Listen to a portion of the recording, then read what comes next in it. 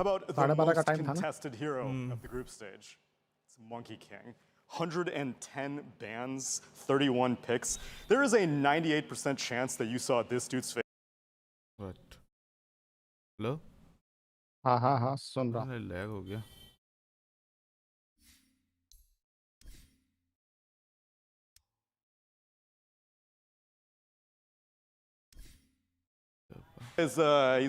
He's about as flexible as they get.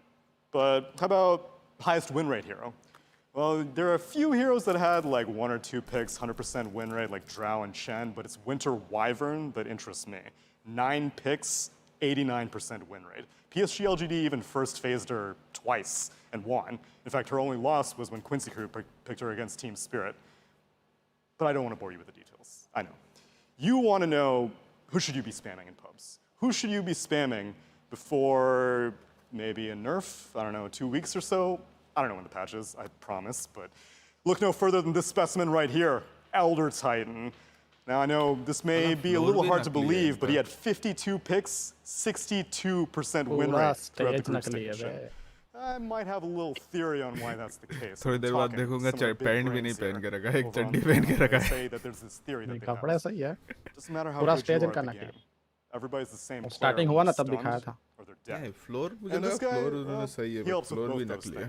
Echo Stomp for the stun, Astral वो तो table रखा हुआ उसके ऊपर से पता चल रहा है. damage, ऐसा टेबल रहता ही नहीं. on top उसका of his leg देख kick. के पता चलता है, like उधर जो हाँ, blurry वो तो बात के वो तो अभी आया. HP, tanky मतलब heroes that टेबल आ are रहा. popular right now, like Tidehunter, Tiny. Well, what better way to deal with them than the percentage-based damage that comes from Earth Splitter? Now, I don't know if he'll continue with that kind of popularity because we know main event tends to bring its own couple of surprises, but we'll just have to start the playoffs before we can find that out. Back to you, Frankie. Thank you very much, Inami. You know what? I was so excited to be part of TI10, and they didn't tell me that actually you're going to be upstaged by a massive Elder Titan who's just going to be in your shot while you're trying to listen to the magic from here. I'm just like, I can't see him. I've literally got this lovely booty in my face. Anyway, probably didn't expect to hear me say that either this morning, but you know what? You probably did expect me to say that we had a fantastic group stage. Seriously, this must be the closest competition we've ever had at TI10, and so we've got to take a look back at some of the डाल सकते हैं नकली laptop. क्या भरोसा भाई. Caster has more of a timing here than EG. He jumped in. Whoa, Borax. He's headed in. Oh, it's a 5-man ravage. Eyesight side. That's what you want to see from the man. Gets in, separates the fight completely. Astro तो out हो गया. Punch goes down. RTC is able to make a beeline straight towards Monet with the link building up. The gyro goes down. Lanham as well. He buys back. Astro versus BB जो out हो गया उन्हीं का दिखा रहा है क्या? Look at this fast Roshan spawn. They know they need to go in. कैसे They हारा know वो. that there's no Nightfall! Nightfall! Oh my god! Astro को धोया उन्हीं दिखा रहा है. That's an annihilation of 3 heroes. My god! Undying versus EG. इस बार Undying ने धोया EG को. EG have just killed Vinci crew वाला ने उसको नहीं धोया. PSG LGD को. Elephant को हाँ PSG LGD को. Gets up one doom, pops a refresher. Back wall. Yep, Shiva's again, beautiful back wall. And they're all just stuck inside this wall completely. Arteezy's getting decimated. He has buyback. They're going to expand them knowing that Tomato does not have his. They still get tied as well. Triple kill for Saberlight, a god tier back wall. And EG bought back all of their heroes to get this Roshan. They're in disbelief. Where are you?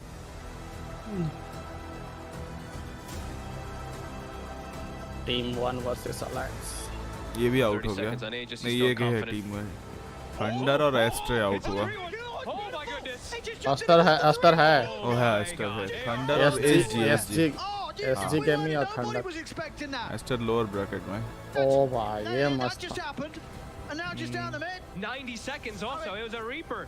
Oh my goodness, Cuckoo. Here OG versus T1. So many brambles, now silence. Carl's in trouble. Samuel's here to finish him off. The Ravage comes just a bit too late. They might be able to finish off Zev. They will, but it's going to be costing them 2 at least. Now they get the duel off, but Sumail, he's just going to keep on swinging on these heroes. They are getting torn apart by 23 Savage and kited around a little bit. Sumail has nowhere to go, so he's just going to commit for the kill on a Cuckoo continue challenging. 23 Savage is up next. Now the Doom is faded away, so he can throw out the Avalanche, and Jesus. Rampage on the way for Sumail. The King is big and back in play here at TI. Rampage for Sumail. And T1 are not going to call it just quit. They're going to be able to Triple rampage. Double rampage for him. Give him the triple, perhaps. That is a triple rampage. Sumail finally gets it. Beast Cost versus Team Spirit. Roach is dead. Goes down so quickly. Doom now with the Schofield, the vacuum combo. Oh, it's glorious. Ice blast. That's beautiful. Two collapses dead. Another one drops as Meposhka's found. Yatoro on the run back away. Ice blast ends on end, but the reality rift back in. As Schofield tosses this Weaver around, another avalanche and another death. So there's a lot to be said about the Fnatic talent choice FNC of लिखा this है. Luna. The BKB on Tiny favored that last year. Oh, what a big jump for Twin! What initiation of practical ravage that is followed up from the Wukongs, and that's just it. This may just be the game flat out. Quincy versus BG. Look at the stomp setup, but too far away for them to maybe try something. They are going to still go for it, but Control gets back up. In. There it is. The 3-man slam right back behind the racks, and that could seal the deal. The buybacks coming out from Leslau and LOA. And now they'll tap out. GG is called. Well and truly over this game one. Raven does get revealed. Looking for the Chronosphere, manages to go and grab 2 of the cores, but there it is, there's the Windmaker. Buys them just enough time to end though, not gonna be quite as lucky. BKB coming out, they'll be able to go and use the Winter's Curse, holding this Luna in place. As over on the other side, it's not looking great for DJ, not looking great for Jabs. Cores though, they need a bit of help. There's so much damage, the Fear, the Exorcism, they blow up Raven, and this is looking like a very dead death Secret too. versus Beast Post. You'll set up in the pull, and they're going to bring down the puck with the help of the Global Silence. Snowball in, looking for more. They get the punch, they get the... Oh my God. I mean, Beast Coast ने इस match के बाद comeback कर लिया था. They were just about to get that like last right click to kill him, and the vacuum interrupted it. Holy cow. If you're a secret, you're thinking, hell yeah, that went perfectly.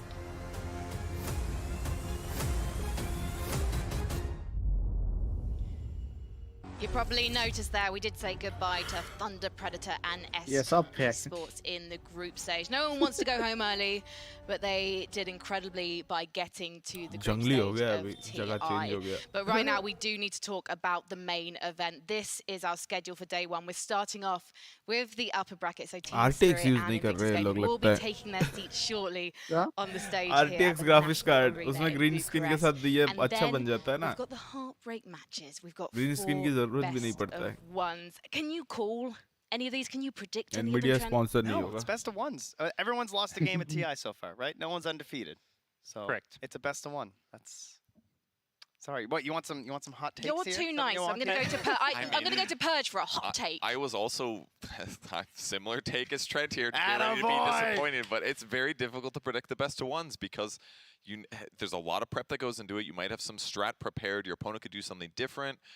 There's a lot of different ways you can go. Budget कम है so इनके many, पीछे. There's got to be some more nerves on those best of ones and best of threes, right? 'Cause it's like, oh, you can mess up one gank. पता नहीं that यार, gets you लगता है budget behind. कम है Like, इनका. there's just so many games in the group stage where that's all it took was like one mistake after you're winning and the team comes back. So who knows? It's hard to predict. I think the one thing I'd say, you talk about nerves, there's a few teams that have shown more nerves than others. Quincy Crew, Alliance, these are teams that have constantly not played well at the big stage. So I would look at those teams maybe totally to struggle in the best of ones. दूसरी time पे That's ये true, like but, stage I stage heard, पूरा we normally have उससे a name बनाता है. Quincy Crew, of course, because our friend Jack, he said they were in the dumps. They were looking, it was looking really bad for Quincy Crew. And then SVG, now LOA, he stepped up and he said, guys, everyone's time at TI for elimination, it eventually comes. Ours just came a little early. So they won those games in the group stage. They survived. And now, they just got another day of elimination. It's fine. We have got a lot of Quincy Crew fanboys here. I know we're not meant to be biased on the desk, but I mean, I'm sat with a load of people who live in North America, so I have a feeling that there might be a little bit of bias. I'm not allowed to have any bias because I'm not meant to know anything. So that's fine. That's why I hold my hands up and say, can't really call it. However, I am scared for EG. I'm expecting to see them make a deep tournament run potentially, but at the same time, they're going up against Elephant, and this is a team that is made up of Chinese superstars that just can't really seem to Yeah, and the superstars that have played at TIs and made it to the finals, made it into third place last year, at least half of that team that went and fractured apart. The expectation is immensely high, but they've consistently kind of underperformed throughout the year. इतने में intro है, इतने से इतने में इसका match है, it wouldn't maybe be the biggest फिर यहाँ से यहाँ इसका मैच है। team that maybe could call वो तो वीडियो अपलोड करते जब तब बनाना नहीं लाइव में भी हाँ होता है। coming into the group stage. Yeah, they're probably going to end up in the lower live जब तेरा कंप्लीट हो जाए ना, they had a really good start. It seemed like Def was really doing his bit for the team. They've really got gold colour बनाने में थोड़ा सा in ज़्यादा टाइम लगा, बना भी दी सही से। Literally was the reason that they made it through to the main event in the first place. Do you think they can continue in this tournament? Yeah, there was discussion coming into TI about that team, and one thing that came up was this idea of they tend to play maybe a little bit passive, and they tend to kind of wait, and like you end up putting their high ground, and somehow they turn it around. Like, we were kind of expecting these long games, and I believe they ended the group stage averaging the longest games across all the teams right now. So, gotta have them hold the line and wait for their time. Oh, it's the horn, gentlemen, which means one thing. Our teams are getting ready to take to the stage. So we've got about 2 minutes, and then they're going to be taking their places, and we are going to be getting into the draft. Is there anything you're expecting to see? Because we have 104. Oh. Ricky है ना? Oh. It's Ricky Maru. Ricky is enjoying the game. I haven't taught you that one yet. He goes invisible at level 6. That guy's under leveled. That's all it is. Yeah. That's all. Well, his friends are all leveled. Stadium में कोई बंदा ही नहीं है. So he needs more time. He didn't get a toe. Yeah. You know. खाली stadium. Is Ricky a classic TI hero? बहुत है अभी level 6 का नहीं हुआ इसलिए दिख रहा है. It's an initiation hero to Dota, where everyone gets frustrated because like I feel like everyone in Dota is a little bit broken. You know, every hero is a little bit too good, and that's what makes Dota so beautiful. Ricky's particularly painful because you're just like, wait, so he's just like always invisible. Some people think Dota is broken. Why is that an issue? People think it's good. वही करूँगा साला मैं भी साला Ricky लेके support कर लूँगा. I hate Ricky. I'm not a massive साला कल इतना हार गए, मैं साला Guardian 5 पहुँच गया वापस. I'm feeling a lot better about him, and actually we saw Weaver so मैं भी कितना हारा मालूम है, मैं एक भी नहीं जीता. I never associated him with 7 that match position loss है 1 देखा मैं. a carry role before this event, and now it seems like we had one team who went for a position 4 Tiny, position 1 Weaver. I think it was T1 on the last day of the group stage. I couldn't believe it. He's strong now. Yeah, he's really strong, but I think at least all the games I caught, I saw him a lot of support, and he's another one of those flex picks like Monkey King. You can pick him early in the draft. You can play him as a support. As a 4, के बाद देखना है किसको क्या बोलते हैं tiny को नर्फ करेंगे. टाइनी ऑलरेडी नर्फ हो चुका है. और करेंगे देखना है. वो कर सकता है. टाइनी नर्फ इतना हो चुका है क्या बताए. वो उस पैच पे और उसको सिल्वर एज को नर्फ करेंगे. हर एक हीरो पे सिल्वर एज पिक हो रहा है.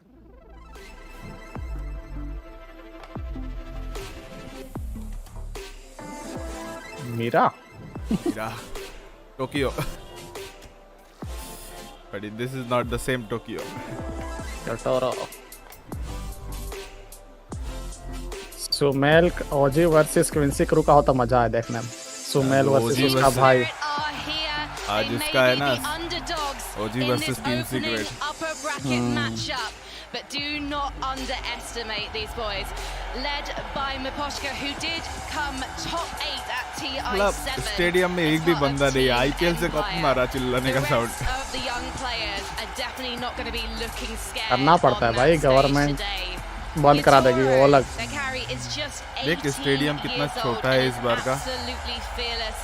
Their offlaner collapsed, 19 years old, an absolute standout for this team, and will be doing his best to control the tempo. This is a team that likes to play clean, structured Dota, and yet starting हुआ तब यहाँ पे सब थे, सारे team थे यहाँ पे. और वो ट्रॉफी सेब ने रखा ऊपर. वो वापस लेके आना पड़ता है ना उनको. साक्सा एक नहीं था, बाकी सब थे. ज़्यादा लंबा था, मतलब फ्रेम में नहीं आओगे। Straight games, not dropping a match. So Team Spirit coming in completely on fire here as they enter the main एक भी stage. पब्लिक नहीं है। I cannot even imagine what अरे it ये is कुछ like to be स्टेडियम में playing बनाए हैं your लोगों ने, जो first फुटबॉल का ऐसा TI कुछ ग्राउंड होता है ना, in उसके that अंदर बीच massive में arena वहीं पे and बनाता playing है ना हर it बार। against Invictus Gaming. हर बार अरीना रहता है, मतलब क्लोज रहता है, ये खुला था इस बार। Bye emo Cool Lanxi. Yetish Oli IG. Ladies and gentlemen, this is your top seat going into the main stage. It's Invictus Gaming. Their position for Captain Kaka is an intelligent drafter, hugely experienced. This is his 5th TI appearance.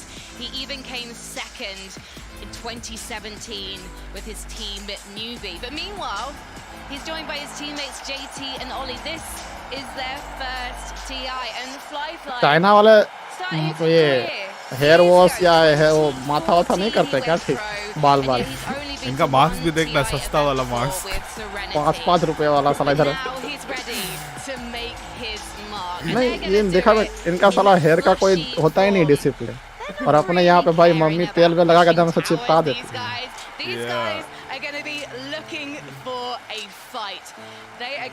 वो देख last वाले का बाल देख साला लगा उठ के आया फिर साला नहाया भी नहीं है 2 दिन इसका भी सही है इन सबके बाल ऐसे रहते हैं सबके बाल सिल्की रहते हैं पता है सिल्की और सबके आगे ही घिरे रहते हैं इनको बहुत जेल लगाना पड़ता है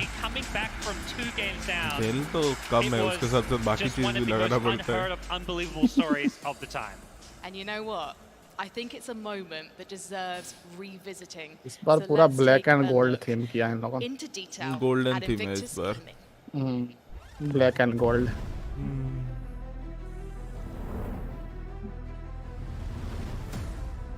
सब में टेक्सचर मार दिया साला और कुछ नहीं They're gonna both snap it, but first strike was on a 3 DPC season 1 type. Huge here from Emo. Down goes Dust. Yan falls into the grave. Kaz is not shortly after dead.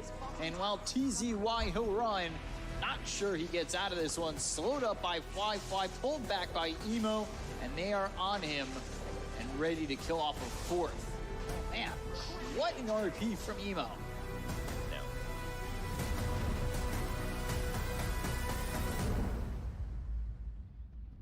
Dark Rift, Aghanim Scepter upgraded by Underlord, so that means 1 second less delay. Singapore वो शिवाज बैठ के interview ले रहा है इनका समझ रहा है अच्छा जो जीतेगा या फिर जिनका भी किसी का इंटरव्यू लेगा बैठ के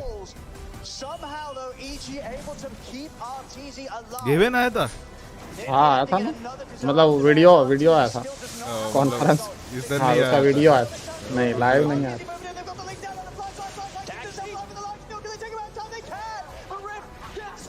गेवन लाइक मेरा पैसा तो नहीं है Emo's able to just walk back up to him and out the Hex. Emo's able to set him on crit. The Hex into the stun. A question mark in the old chat. All right, I love that. GG's called. Emo's just standing there. All right. There we go, ladies and gentlemen. Spicing it up a little bit.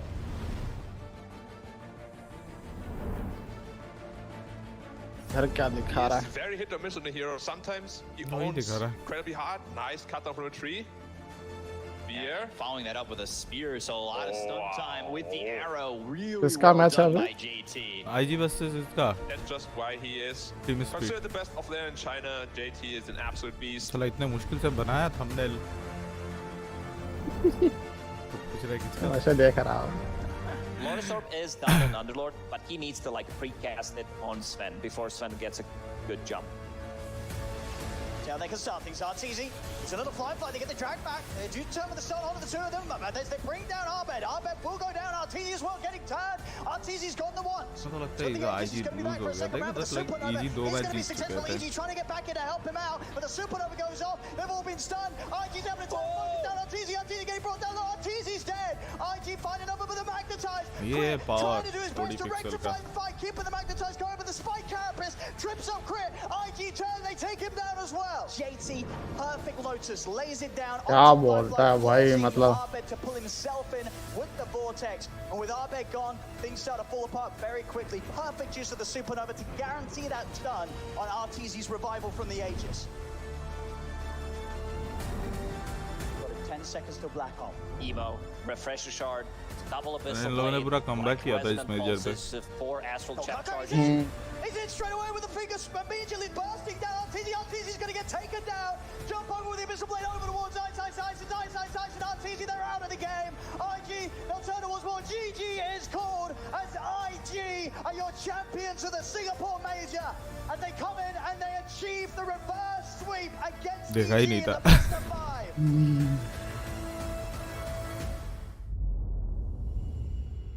किसी को फर्क ही नहीं पड़ा देखने When का you look back to Singapore, it's not really that surprising that they're the top seed of the main stage, is it, Gods?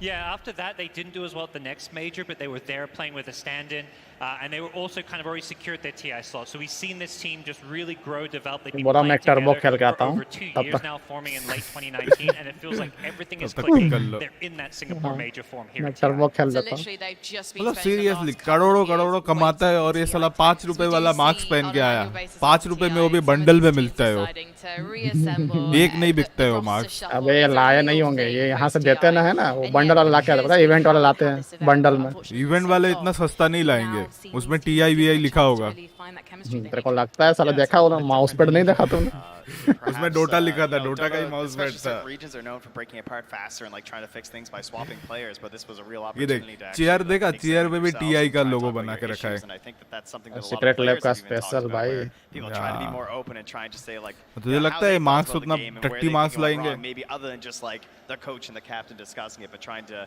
involve audio everyone in your Technica का strategies to headphone improve the entire unit. Who do you guys think is the most dangerous player on this roster? I think Kaka's a huge one that everyone needs to look at. Like his skill level is just so audience high चाहिए that थे you're कम से going come to crush your lanes sometimes. 100 200 500 भी There's होते so तो much emphasis in drafts on having strong lanes that if you just have Asus an के monitor है overstellar performance in the laning stage, it साला can एक एक completely throw stand your opponent's plans on the ये back खरा foot and stand it ruins what ये they want to audio hit timing interface wise. मेरे पास Has जो है वही है massive इनके पास cascading चाइना impacts. का Do we think that Invictus are probably going to have the upper hand in the draft in terms of their flexibility? Because that's what Kaka's known for. He's known for being able to make choices on the fly because he has so many पैसा खर्च years of करके experience खड़ा on किया the या फिर पैदाइशी खड़ा है I give them a इसका bit of an edge. It feels like वो देखना they have more heroes that they can play in different roles, particularly like heroes like the Tide Hunter. Their carry players play 12 different heroes throughout, similar to Yatoro, but it just feels like IG a bit more versatile and have a bit more up their sleeves when it comes to the draft. And what are we expecting from their playstyle today? Do you think they are going to literally be heading 3 बजे ओजी का match मेरे को लगता नहीं 3 बजे ओजी का match start है होगा बहुत लेट होगा वो उनका ओजी के बाद जो होगा वो एक मैच ही होगा बेस्ट ऑफ 1 जो जीता वो आगे जाएगा जो हारा घर जाएगा लोअर ब्रैकेट में ना आज के लिए Personally, I'm hoping for longer games because I do think that their team fighting is some of the most masterful out of all the teams here, particularly out of their support duo. Because वो prediction किया था he can just like make a good हाँ fight. मैंने ओजी को जिता दिया अबे वो करते प्रेडिक्शन बहुत मिलता है उससे पॉइंट मैं वो लेवल 5 तक पहुंच गया उस Ollie on the back line with the Phoenix. I think he's shown to be like the best Phoenix player. मेरे को 2 ट्रेजर मिला मतलब एक तो मैंने ओपन किया था एंटी मैच मिला था दूसरा एक पड़ा हुआ ओपन कर moving over to the spiritual कुछ side. अच्छा है तो नहीं एक एंटी मैच मेरे को अच्छा लगा था I have an inkling you're kind of fans Prize of this नहीं है team उसका from Eastern Europe. Yeah, I am. It was fun to watch them throughout DPC. पर वो क्या सबको मिल रहा है ना Okay, फ्री they में had, सबको मिल moments रहा of है greatness and they had other times when they fell apart, but they just got better slowly over the course of 10 the year. And they रुपए were 5 रुपए में बिकेगा relatively शायद close to qualifying ये क्या DPC. पूरा desk के They ऊपर ended mouse up pad like लगा के रखा है 500 or somewhere around there. But they've just gotten better and better over time. भी देख You Dota can का see it in their confidence. कितना Toronto बार Tokyo कितने का होगा leading his team on the stage, custom made probably है leading his team partially in हाँ तो game as custom well. made I फिर think his भी confidence seems high. They पूरा have टेबल के हिसाब high से होगा ना। They're going to play their lanes well, and as long as they keep that cohesive. उन्होंने पहले टेबल बनाया या पहले माउस पैड बनाया उसके हिसाब से टेबल बनाया? They're a great team to watch. नहीं, So they have a shot here. Table बनाया, उसके ऊपर जो लगाते हैं ना सन माइक का, उसको जगह पे नहीं लगा दिया। माउस पैड नहीं, लगा देख इसको लॉजिटेक Just कर लिया doing इसने। things that your opponents don't necessarily वो घर expect, से like लेके आया। getting advantages or kills, not और उनके पास overextending. आई है It's hard to Logitech do it वाला। though, वो because if your sponsored opponents by start होगा reading your Logitech. movements, then and Nah. you punish those mistakes, it's like the game gets upended for at least a minute, which उसको might seem soft grip small, पसंद but नहीं, in वो a hard grip high-level का game of इंसान Dota होगा। is so much. You lose हाँ, a वो minute, hard grip वाला है the ना, next game being Logitech harder. का हार्ड ग्रिप वाला We है could जिसमें talk मूवमेंट स्पीड बढ़ about जाता है लोगों का। inexperience, maybe getting to these players on the stage, Anoop given के पास that है only वो। one of them, Aposhka, has actually been अगर to a 2400 का है। TI before. And yet, this team showed remarkable resilience. उसके in पास the सब चीज group अच्छा है, stage. When you except think about it, they CPU। lost to the teams you would graphics expect card them to नहीं है lose अभी। to. They lost to the CPU he teams नहीं है that भाई are currently in the upper अच्छा bracket. ढंग का। So they graphic lost card नहीं है, to DDR3 Vici, रैम है। they lost to LGD, क्या and they करेगा? lost to Team Secret. But they beat उसको all अभी the अब other CPU teams update that कर we लेना now चाहिए see था। in the lower bracket from their graphics group. Card I अभी like तो to call खरीद it नहीं पाएगा, a gatekeeper but team. You processor know, processor they're update कर beating लेना the चाहिए teams उसको। that they would be expected to beat, and they're losing to the teams you would expect them to lose to. Does that therefore mean they're not necessarily going to make an upper bracket run? You're spelling their doom here. I am. I'm being a little bit mean, aren't I? It's fine. I dressed as a supervillain today. I think the other side of that is the way that it happened. They started 0-4, then they were 2-6. They had to make पता नहीं this TI red में hot जो लड़के लोग हैं, इनका uphill देखो run to just tie really suit get पहन into के the upper आते हैं। bracket. So while they may be that kind of gatekeeper type लड़के team, लोग like they're in a casual game dress। win streak. They beat teams that many people would have thought would be favored बहुत to he beat come them. लोग So होता the है fact जो that like in the upper casual bracket, I like think you really know shows that you T-shirt can't पहन के आया। underestimate them. There was one trend here. They never went 1-1. They either 2-0'd, they 0-2'd.